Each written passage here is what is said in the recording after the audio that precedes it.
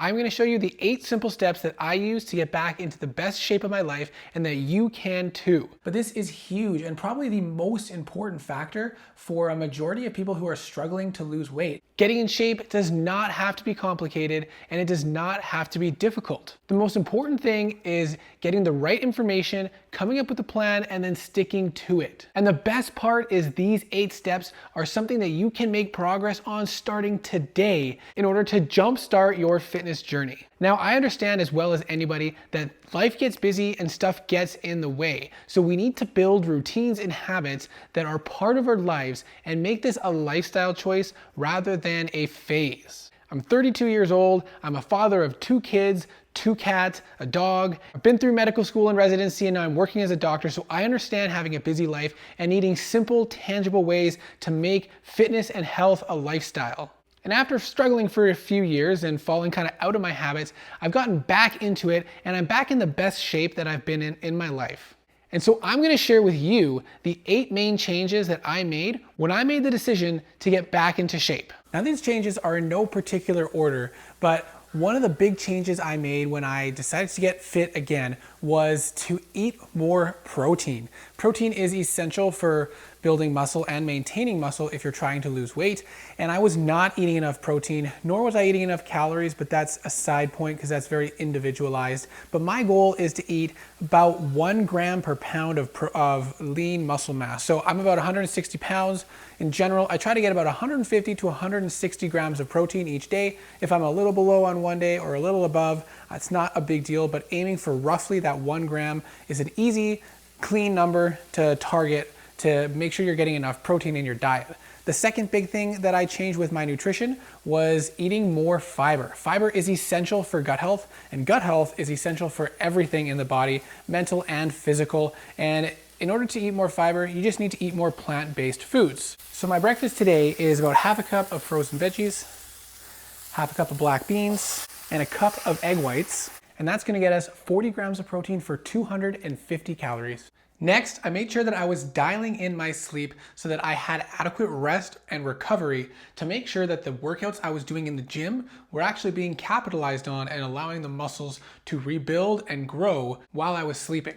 It's essential to make sure you're getting 7 to 9 hours of sleep each night to allow your body to recover and optimize the amount of muscle growth that you're getting from your workouts in the gym. And that's not even to mention the numerous other benefits that you get from adequate rest. Next was being more intentional about moving. And if I had an opportunity to stand up, walk around, go do something, I would.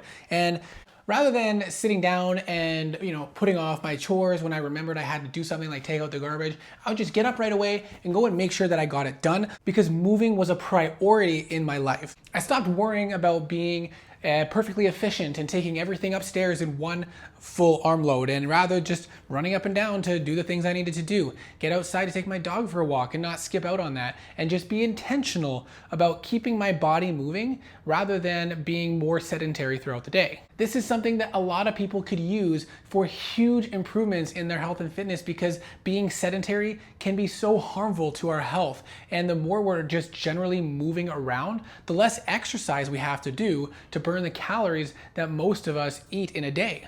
Not only that, but even on days when I don't take my dog for a walk or do any intentional walking, I still get over 7,000 steps in a day just because I'm constantly moving around.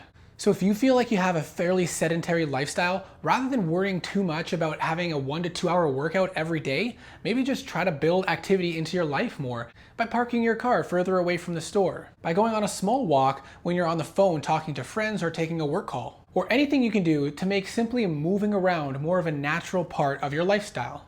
Probably one of the most impactful changes I made when I really wanted to get back into shape was to just bring my butt down here, get into the gym even for 10 minutes just to do one muscle group, one exercise, 3 or 4 sets, and just get myself back in the habit of lifting weights and working out. And this was huge for me. I was able to do one simple workout every day within 5 to 10 minutes, and I just did one different muscle group each day, and throughout the week I was hitting every single muscle group, and by the the second or third week, I was already in the habit more, feeling better about working out again. And so I'd come down here, maybe not really feeling into it, but after the first set or two, I was feeling good. And then I would add on extra workouts. And pretty soon I was doing 45 to 60-minute workouts 3, 4, 5 times a week. So if you're struggling to get back into the habit of working out, just start with something simple. Whether it's push-ups, sit-ups, pull-ups, whatever it is, just do something to get yourself back in the gym and building that habit of exercising. It can even be just getting out for a quick, short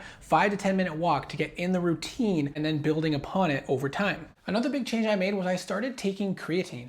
I'd never taken creatine before, but I started learning more about not only the physical benefits, but the cognitive benefits that there are proposed to be from creatine. And it's a very safe and effective supplement to take. And as soon as I started taking it, I noticed significant improvement. I didn't do really a full typical loading phase, and some people do experience bloating with that.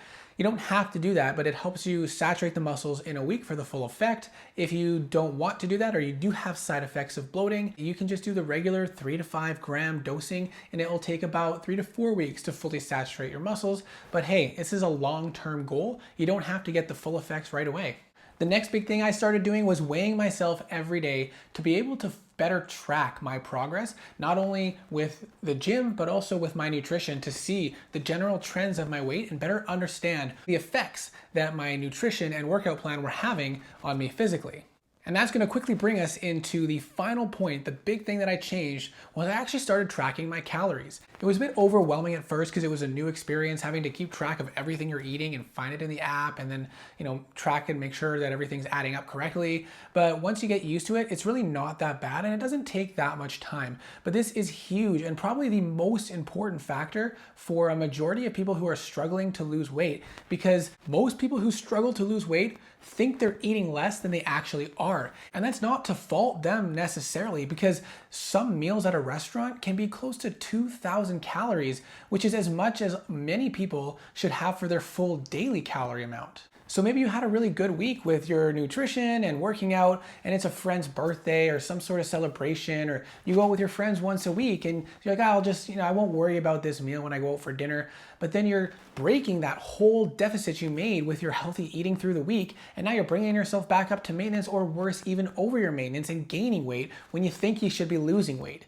So tracking my calories was really eye-opening, not just for the calorie tracking, but also for the protein tracking, because I mentioned at the beginning, I wasn't eating enough protein before I started to pay attention to it. And so tracking my calories really helped me make sure that I was hitting my goals with calories as well as my protein intake. Now, I'm not saying that everyone has to do this or that you have to do it all the time, but it is something that can be very effective if you're struggling to make progress with whatever goals you have. And so doing it for a short period of time might be all you need to really understand where your barriers and problems were, so that once you work it out, you can get rid of the tracking and just do it without it and better understand what it really takes to eat to meet your goals. So I hope that this was helpful. Let me know which of these tips you have been using, what additional tips you might have in the comment section below to help me and other people out. And if you haven't yet, please hit that like button, drop a comment, subscribe to the channel, and I hope to see you in the next video.